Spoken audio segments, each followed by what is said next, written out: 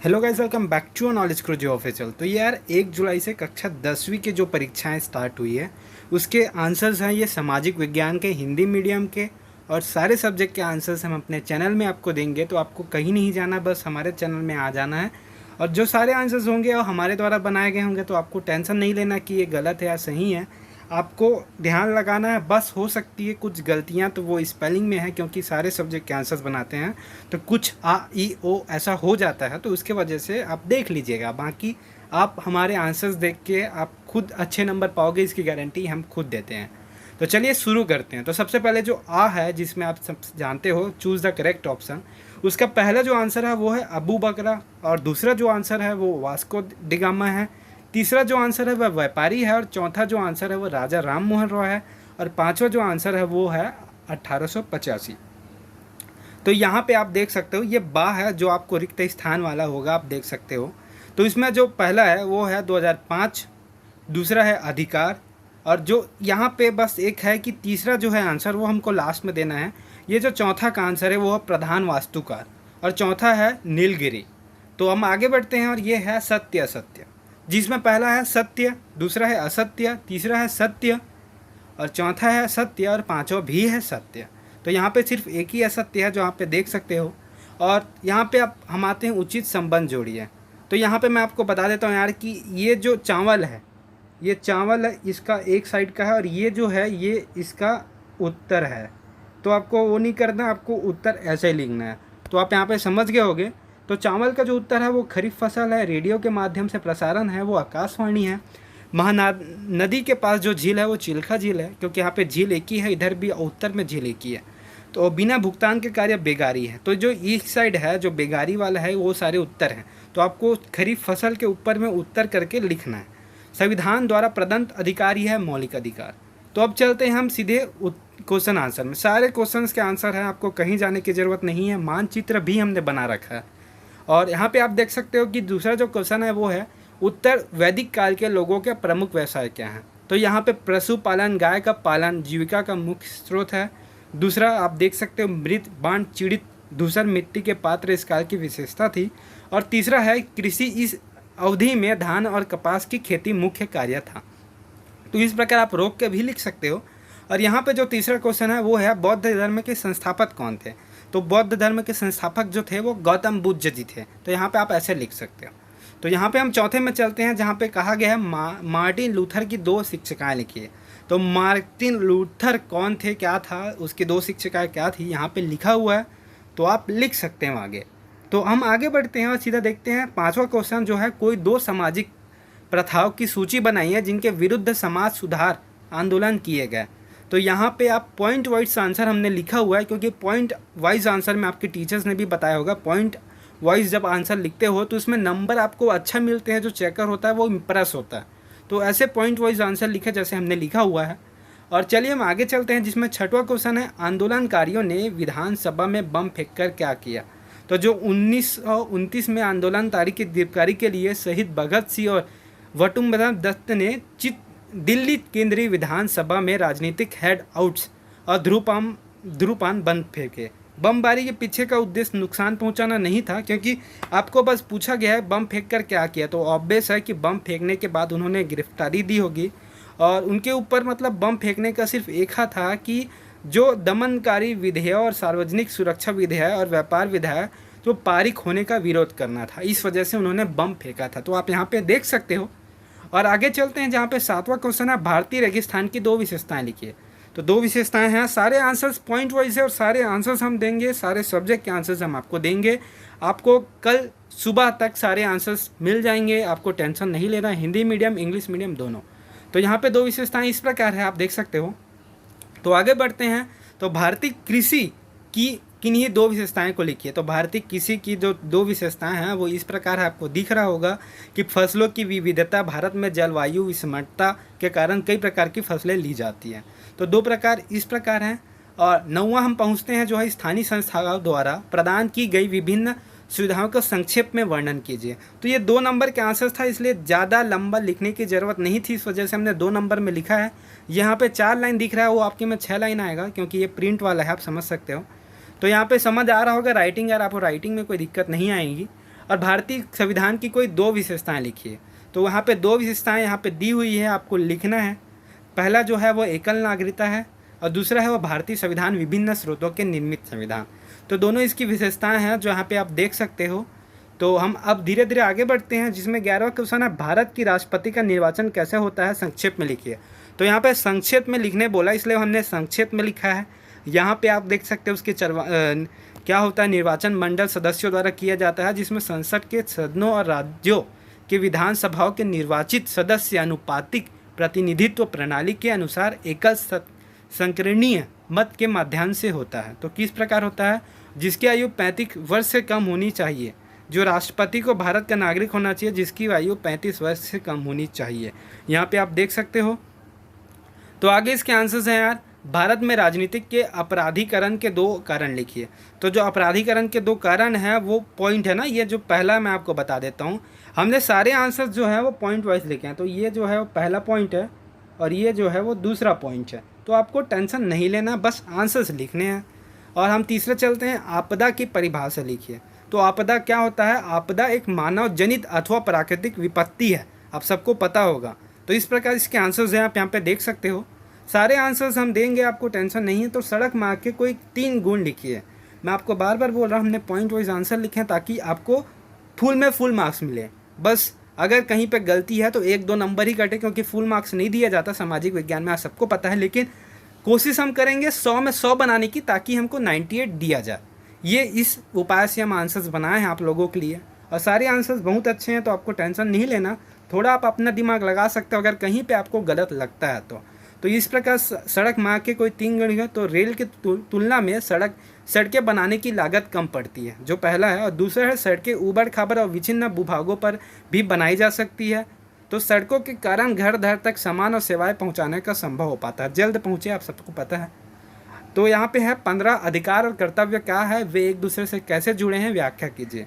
तो अधिकार और कर्तव्य हमेशा साथ साथ चलते हैं। तो इस प्रकार है, एक का अधिकार दूसरे का कर्तव्य। तो यहाँ पे इसके आंसर्स दिए गए हैं जो आपको यहाँ पे देखने को मिल रहे होंगे। तो हम आगे चलते हैं। यहाँ पे आपको कम मिनट में पूरे आंसर्स देना है और समझा के देना, यही हमारा चैनल का आपके लिए एक मतलब प्रेरणा है, हमको मिले और आप सपोर्ट दिखाओ ताकि हमको भी सारे आंसर्स बनाने में बहुत ही अच्छी प्रशंसा महसूस हो। और प्रश्न 16 है जो है, संविधान के 3 मूल अधिकारों को लिखियो। तो समानता का अधिकार, क्योंकि ये 3 से 4 नंबर के आंसर हैं तो इसमें थोड़ा लिखना अंदर में, ये भी जरूरी है। तो समानता का अधिकार है पहला जो मूल है वो समानता का अधिकार, जिसमें यहाँ पे लिखा हुआ है। दूसरा है स्वतंत्रता का अधिकार, यहाँ पे भी हमने 5 लाइन लिखा है। तो आपको ज़्यादा लंबा भी नहीं लेना, 4 नंबर का है, 1 से 1.5 पेज तक आंसर होना चाहिए। और तीसरा जो है वो धर्म की स्वतंत्रता का अधिकार है। ठीक है, तो आपको यहाँ पे हमने पॉइंट नहीं लिखा है, यहाँ पे आप लिख सकते हो ये तीसरा पॉइंट है ना, तो यहाँ पे तीसरा लिखो, और ये दूसरा पॉइंट है तो यहाँ पे दूसरा लिखो। तो इस प्रकार है यार, देखो आप, तो धर्म का स्वतंत्रता अधिकार तीसरा है। तो यहाँ पे जो 17वां क्वेश्चन है वो है, राज्यपाल पद के लिए व्यक्ति की 3 योग्यता लिखिए। तो यहाँ पे वह भारत का नागरिक हो, वह 35 वर्ष की आयु पूरी कर चुका हो, जो राज्यपाल की योग्यता है। तो यहाँ पे 3 लिखा गया, लेकिन आंसर्स इसमें 4 नंबर के, इस वजह से हमने 4 लिखा हुआ है। तो आप यहाँ पे देख सकते हो, इसके स्क्रीनशॉट भी ले सकते हो। तो इस प्रकार इसके आंसर्स हैं, हमने 5 लिखा हुआ है यहाँ पे। तो चलिए 18 क्वेश्चन है जो है, गैर हिंदी भाषा भाषी राज्य हिंदी भाषा को राजभाषा बनाए जाने का विरोध क्यों करते हैं। तो जो बाहर के लोग हैं वो हिंदी को राजभाषा क्यों नहीं बनाना चाहते, इस वजह से है। तो यहाँ पे आप देख सकते हो कि सभी आंसर्स लिखे गए हैं, क्योंकि बहुत से लोग हिंदी भाषा मानते हैं लेकिन नियम रिकॉर्ड में नहीं है। तो इस प्रकार है, अगर आप इसके बारे में और कुछ जानते हो तो आप लिख सकते हो आराम से। और यहाँ पे 19वां क्वेश्चन जो आता है वो है, हमारे समाज में अब तक महिला सशक्तिकरण के लिए किए गए प्रयास असफल क्यों रहा है। तो किस वजह से असफल रहा है, क्योंकि महिला जो सशक्तिकरण है, इसमें महिला जो होती है वो मतलब दूसरे पे वो करने वाले होते हैं, निर्भय, जो भी है आप बोल सकते हो। तो यहाँ पे इसके आंसर्स हैं, सारे आंसर्स हमने अच्छे से लिखे हैं, राइटिंग है, स्पेलिंग भी सही लिखा है। तो आपको टेंशन नहीं लेना, नंबर के हिसाब से हमने क्वेश्चन लिखा है, तो आपको नहीं लगना चाहिए कि आंसर बड़ा है छोटा है। और यहाँ पे 20वां जो है वो, द्वितीय विश्व युद्ध के किन्हीं 4 कारणों को संक्षेप में वर्णन कीजिए। तो वर्ल्ड वॉर 2 है वो किस वजह से हुआ, क्या कॉज था, क्या कारण था। तो इसमें आप पहला देख सकते हो, दोषपूर्ण शांति समझौता, ये नहीं हो पाया या फिर हो पाया, आप देख सकते हो कि कारण है। और दूसरा है, वर्साई की संधि के 2 दोष एक निर्धारित शांति। तीसरा है जर्मनी में नाजीवाद का उदय, इस वजह से भी हुआ है। आप सकते हैं वर्ल्ड वॉर 2 क्यों हुआ है आप सबको पता होगा, बहुत लोगों ने पढ़ा है, बहुत लोगों ने नहीं पढ़ा है। और यहाँ पे आप चौथा देख सकते हैं अंतर्राष्ट्रीय शांति रक्षक के रूप में कार्य करने की लिंक की विफलता। तो यहाँ इस प्रकार सारे आंसर्स हैं, आप देख सकते हैं। और हम ये आंसर्स उन बच्चों के लिए बना रहे हैं जिनके पास बुक नहीं है, जो साल भर कुछ नहीं पढ़ पाए कोरोना की वजह से, और जिनको पास पैसा नहीं है बुक लेने के लिए, उनकी मदद हो जाए। क्योंकि एक छोटी मदद हम आप लोगों के लिए करना चाहते हैं। तो अंग्रेजी की जो 21वां क्वेश्चन है वो अंग्रेजों की स्थायी बंदोबस्त एवं मालवाड़ी बंदोबस्त के बीच में अंतर लिखिए। तो जो स्थायी बंदोबस्त है यहाँ पे अंग्रेजों की नहीं होगा, शायद यहाँ पे गलत हो सकता है, क्वेश्चन आंसर सही है। स्थायी बंदोबस्त के 5 पॉइंट हमने लिखे हुए हैं क्योंकि ये 4 या 6 नंबर के आंसर्स हैं। पहला है इसकी शुरुआत लॉर्ड कॉर्नवालिस ने की थी। तो स्थायी बंदोबस्त को आप इधर एक साइड ऐसा डिब्बा बना के भी लिख सकते हो, मैं आपको बता देता हूँ। आप ऐसा डिब्बा बनाइए ऐसा, और इधर आप स्थायी बंदोबस्त लिख सकते हो, इधर आप महालवाड़ी, और दोनों को इधर 1 पॉइंट 2 पॉइंट ऐसा लिख सकते हो। तो यहाँ पे आप देख सकते हो यार इस प्रकार है। तो हम आगे बढ़ते हैं यहाँ पे आप महलवाड़ी बंदोबस्त, क्योंकि दोनों पॉइंट है दोनों में 55 आंसर्स 55 पॉइंट है, तो आपको टेंशन नहीं लेना। इस हिसाब से पॉइंट वाइज आंसर लिखे हैं ताकि आपको नंबर अच्छा मिले। तो 5वां जो है वो भूमि का मूल्यांकन किया गया है, राजस्व नेट प्रोडक्शन पर लगाया गया था। तो जो 22वां है वो है साइमन कमीशन ने भारत छोड़ने को क्यों कहा गया, लिखिए। तो साइमन कमीशन को काहे भारत छोड़ने के लिए कहा गया, इसके आंसर्स हमने ऐसे लिखे हुए हैं, आप ऐसे देख के लिख सकते हो। और सारे आंसर्स हम दे रहे हैं आपको, ऐसा 23वां आंसर्स में हम आ गए। तो 23वां जो है वो शांति और सुरक्षा का क्या अर्थ है, इसकी पारंपरिक धारणा कई धारणा किस तरह भिन्न है। तो यहाँ पे देख सकते हो आपको शांति और सुरक्षा का तात्पर्य क्या है लिखा हुआ है, और इसकी पारंपरिक धारणा किस प्रकार से भिन्न है, इसके कॉन्सेप्ट क्या है। तो यहाँ पे आपको क्या करना है, यहाँ पे थोड़ा आपको दिमाग लगाना है। इसकी पारंपरिक धारणा किस धारणा से किस प्रकार भिन्न है, इसका आंसर्स आपको कहीं से लेना है, या फिर आप अपने हिसाब से भी लिख सकते हो। क्योंकि इसके है तो आपको फिर 4 से 5 लाइन इसमें लिखना है किस प्रकार से अलग है। तो यहाँ पे इसके आंसर्स इस प्रकार हैं, आप देख सकते हो। और फिर हम चलते हैं 24वां, जो है विशाल जनसंख्या को हम किस तरह संशोधन के रूप में बदल सकते हैं। तो लोग देश के महत्वपूर्ण संसाधन हैं, आप लोगों को पता है। तो इस प्रकार जो किस प्रकार बदल सकते हैं, कदम उठा सकते हैं, कदमों को भी हमने यहाँ पे पॉइंट वाइज लिखा है, जो आप यहाँ पे देख सकते हो। पहला पॉइंट अधिक कुशल और नवीन कार्यबल विकसित करने के लिए बेहतर शिक्षा, क्योंकि बेहतर शिक्षा आप सबको पता है बहुत ज़्यादा इंपॉर्टेंट है। तो यहाँ पे दूसरा तीसरा भी पॉइंट है, चौथा 4 पॉइंट हमने लिखा हुआ है। तो अब हम आगे चलते हैं और 25वां जो देखते हैं वो अथवा सर्वोच्च न्यायालय के न्यायिक क्षेत्राधिकार का संक्षेप में वर्णन कीजिए। संक्षेप मतलब 5 से 6 नंबर का आंसर है। तो पूरा हमने लिखा है कि सुप्रीम कोर्ट का अधिकार क्षेत्र क्या है, यहाँ पे आप देख सकते हो सर्वोच्च न्यायालय मतलब सुप्रीम कोर्ट को ही कहा जाता है। तो हम देख सकते हैं क्षेत्राधिकार जो है इसका अनन्य मूल्य शिक्षाधिकार, भारत सरकार को एक या अधिक राज्यों के बीच या भारत सरकार। तो इस प्रकार इसके जो आंसर्स हैं वो आप यहाँ पे देख सकते हैं। होप करता है जो आंसर्स हैं वो आपको समझ आ रहे होंगे। तो इस प्रकार इसके आंसर्स हैं। तो हम आगे बढ़ते हैं, जैसे कि आप यहाँ पे देख रहे होंगे। तो हम इस प्रकार आगे बढ़ रहे हैं, तो यहाँ पे आप देख लीजिएगा। तो इस प्रकार सारे आंसर्स हैं और हम लाते हैं कि आपको मानचित्र, जो लास्ट आप आंसर है वो मानचित्र आपको लास्ट में दिया गया है, जो है 26 नंबर का और 6 नंबर का।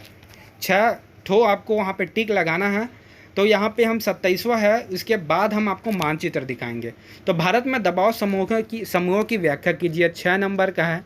तो यहाँ पे 2 जो क्वेश्चन है 26 और 27, ये दोनों 6 नंबर के हैं। तो यहाँ पे जो संक्षेप में व्याख्या है, दबाव समूह के प्रकार किस प्रकार हैं, क्या क्या प्रकार है। तो पहला यहाँ पे हमने नंबर नहीं किया, तो आप नंबरिंग कर सकते हो। पहला हो संस्थागत हित समूह, तो यहाँ पे आप देख सकते हो औपचारिक रूप से संगठित होते हैं। दूसरा है साक्षरीय हित समूह। तीसरा है अनोमिक इंटरेस्ट ग्रुप। चौथा है गैर सहयोगी हित समूह। तो यहाँ पे सारे समूहों के बारे में हमें लिखा हुआ है।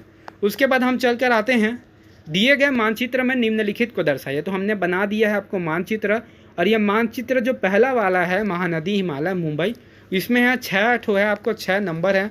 तो हमने यहाँ पे मानचित्र भी लगाया हुआ है, तो आपको टेंशन नहीं लेगा। तो सबसे पहले हम बता देते हैं आपको महानदी पूछा गया। तो महानदी के लिए आपको क्या करना है, यहाँ पे आप देख सकते हो ये है महानदी, आप सबको पता है, आपको भी ऐसे ही बनाना है। दूसरा आपको हिमालय पर्वत के बारे में पूछा, तो ये है हिमालय पर्वत। तीसरा आपको पूछा गया मुंबई, तो यहाँ पे ये यहाँ पे गोला जो है इसको बड़ा कर ले, ये मुंबई है। तो अब आगे पूछते हैं बंगाल की खाड़ी। तो बंगाल की खाड़ी जैसे कि यहाँ पे देख रहे होगे, मैं छोटा कर देता हूँ तो फिर एक बार आपको बताता हूँ पेंसिल से। बंगाल की खाड़ी यहाँ पे है। उसके बाद जो आता है आपका लक्षद्वीप, तो लक्षद्वीप इसको कहा जाता है। उसके बाद आपको जो बचा है वो भूटान। तो गिन के हमने एक, ये दो, ये तीन, ये चार, ये पाँच और ये छः पूछे गए थे। छः के आंसर्स हमने दिए हैं यहाँ पे। तो इस प्रकार सारे आंसर्स कंप्लीट होते हैं। होप करता हूँ वीडियो आपको अच्छी लगी हो तो चैनल सब्सक्राइब करके बेल आइकन प्रेस कर लेना। तो हम चलते हैं, सिर्फ इतना ही।